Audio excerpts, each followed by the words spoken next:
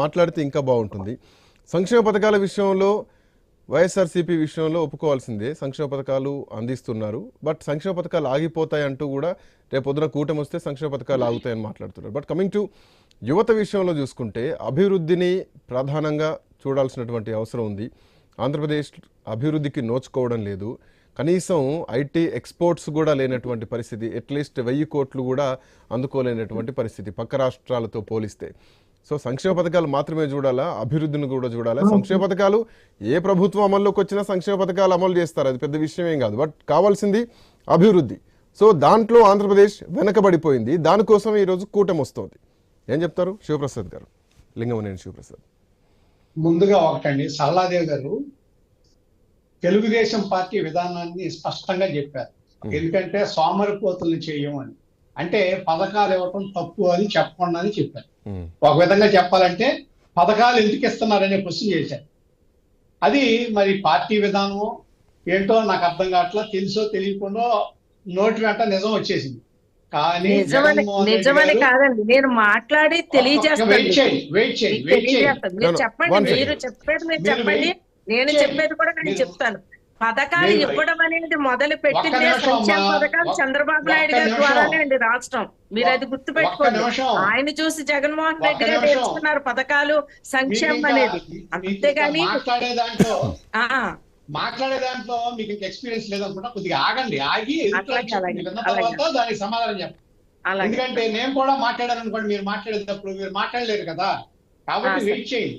Wait చేస్తే మీరు మాట్లాడింది ఏంటో, మీ విధానం ఏంటో, మా పార్టీ విధానం ఏంటో మీకు తెలుస్తుంది. తెలిసిన తర్వాత సమాధానం చెప్పండి. తప్పకుండా. మహిళలకి డిపిటి, నాన్ డిపిటి ద్వారా జగన్మోహన్ రెడ్డి గారు 2,83,000 కోట్లు ఇచ్చారు. ఓన్లీ మహిళలకు మాత్రమే. రాష్ట్రం మొత్తంలో 4.5 లక్షల రూపాయలు సంక్షేమ కార్యక్రమాలు అమలు జరిగినాయి. ఇది ఏ రోజున జరగల. రెండోది, ఎన్టీ రామారావు గారు వచ్చినప్పుడు వచ్చిందనేది అందరూ ఒప్పుకుంటారు. చంద్రబాబు నాయుడు గారు ఆద్యుడు. మీరు చంద్రబాబు నాయుడు గారి నుంచి మొదలయ్యారేమో. తెలుగుదేశం పార్టీలో 83లోనే వచ్చింది. అయితే దాని తర్వాత రాజశేఖర రెడ్డి గారు అది క్యారీ చేశారు.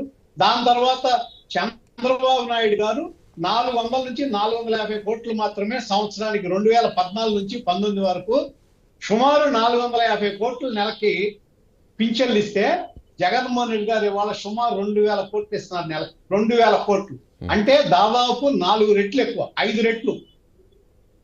రెట్లు ఎక్కువ సంక్షేమం ఇస్తున్నారు. ఇది లెక్కలో మాట కాదు, ఇది రికార్డ్స్ లో ఉంటుంది, చూసుకోండి. తర్వాత ఇందాక నుంచి వాడు చెప్తున్నారు కదా సంక్షేమమే కానీ అభివృద్ధి లేదని.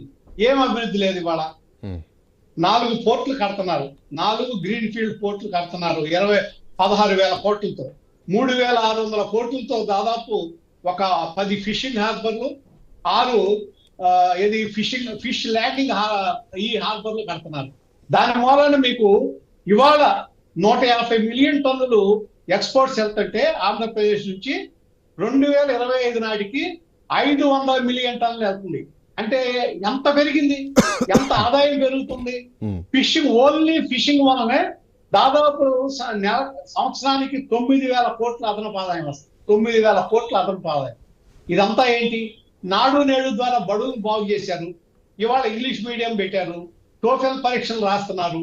ఇవన్నీ రేపు రాబోయే తరం వాళ్ళ యొక్క నైపుణ్యాలు పెరగటం, వాళ్ళ విద్యాభివృద్ధి, ఇవన్నీ ఏమంటారు? ఇవన్నీ క్యాపిటల్ ఎక్స్పెండిచర్ కదా, ఇవన్నీ నైపుణ్యం పెంచడం కదా, రేపు ఇవన్నీ సంపద సృష్టించేది కదా, రాష్ట్రానికి సంపద సృష్టి కదా ఇదంతా. ఇవన్నీ ఏం పట్టవు. చంద్రబాబు నాయుడు గారు 2 పోర్ట్లు కట్టారు, ఒక్క పోర్టు కట్ల. కృష్ణా జిల్లాకు సంబంధించి మచిలీపట్నం పోర్టు ఆ రోజున నవయుగాకు వస్తే టెండరు, అక్కడ కృష్ణపట్నం పోర్టు కూడా మా నవయుగాకు ఉందని చెప్పి దీన్ని నిర్వీర్యం చేశారు. 5 సంవత్సరాలు పోర్టు మొహం కూడా చూసిన పాపాన బాల, ఖర్చు పెట్టిన పాపాన బాల. ఇవాళ వచ్చే సంవత్సరానికి 2025 నాటికి మచిలీపట్నం పోర్టు అయిపోతుంది. మరి ఇవన్నీ అభివృద్ధి కదా?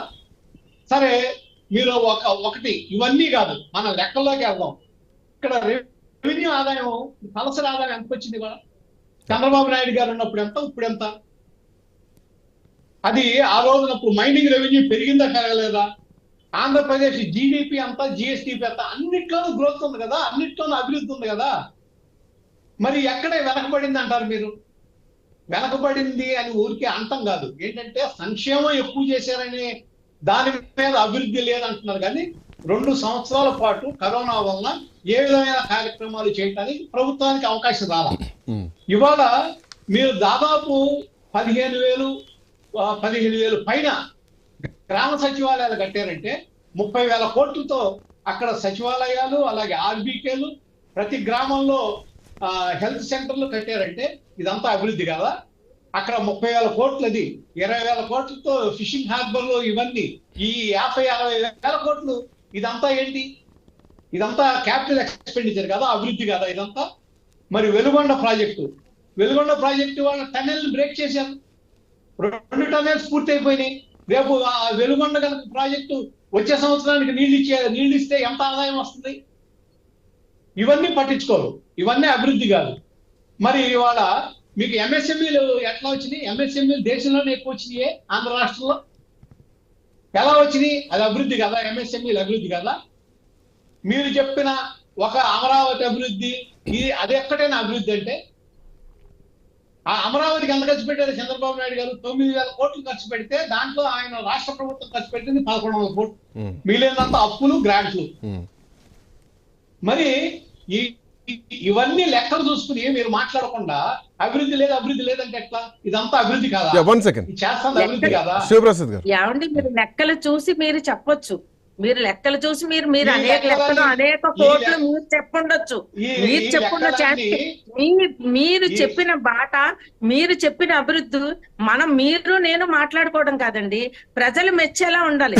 ప్రజల దగ్గరికి వెళ్ళి చూడండి, మీరు రాష్ట్రం ఎంత డెవలప్ అయింది, ఎంత అభివృద్ధి అయింది, మీరు నేను ప్రజలు ఏమంటుందో ఒక్కసారి విని చెప్పండి. మీరు కూడా వినాలండి. మీరు మీ లెక్కలు మీరు చెప్తారు. మా టైంలో పరిపాలించినప్పుడు కూడా మేము లెక్కలు చెప్పాము. ఇప్పుడు మీరు 5 సంవత్సరాలు మీరు పరిపాలించారు. చంద్రబాబు నాయుడు గారు పరిపాలిస్తే ఆయన కూడా ఇంతకు 10 రెట్లు చేసేవారేమో కదా? చేయకుండా రాష్ట్రం ఇంతవరకు వచ్చిందండి?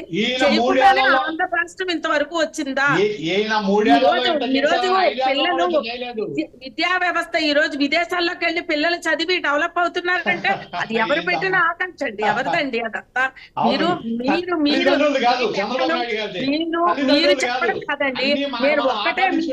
నేను చెబుతుంది ఒక్కటే, మీరు ప్రజల్లోకి వెళ్ళండి, ఏ నాయకుడు కావాలి అని అడగండి, మీరు అడిగి తెలుసుకోండి. మీరు నేను డిబేట్ లో చూసి మేము ఇన్ని కోట్లు ఇన్ని అంటే మా టైంలో మేము చెప్పామండి.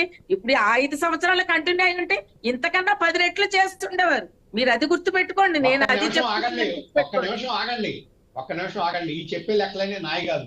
ఆర్బిఐ లెక్కలు, తర్వాత ఈ మిగిలిన సంస్థలు, కేంద్ర ప్రభుత్వ సంస్థలు చెప్పిన లెక్కలు, నీతి ఆయోగ్ లెక్కలు, ఈ నాయ కాదు. మేమేదో మీరు చెప్పినట్టు ఆ ప్రజల్లోకి వెళ్ళి వాళ్ళేమంటారేనండి, వీళ్ళేమంటారండి, ఒక్క నిమిషం శివప్రసాద్ గారు, చెప్తాం కదండి. సరళదేవి గారు, మీ రెండు వాదనలు వింటున్నారు. ఆయన అభివృద్ధి లెక్కలు చెప్పేసినంత మాత్రాన అభివృద్ధి అయిపోయినట్లు కాదండి. ప్రజలు మెచ్చేలా లక్ష్మణ్ గారు, ఉప లక్ష్మణ్ గారు, అది చెప్పండి. మేము మీలాగే ఆయన పరిపాలించినప్పుడు కూడా మేము కూడా అనేక రకాలు చెప్పాం. మేము కూడా మన ప్రజలు మెచ్చాలని చెప్తున్నారండి. వన్ సెకండ్ సరళదేవి గారు,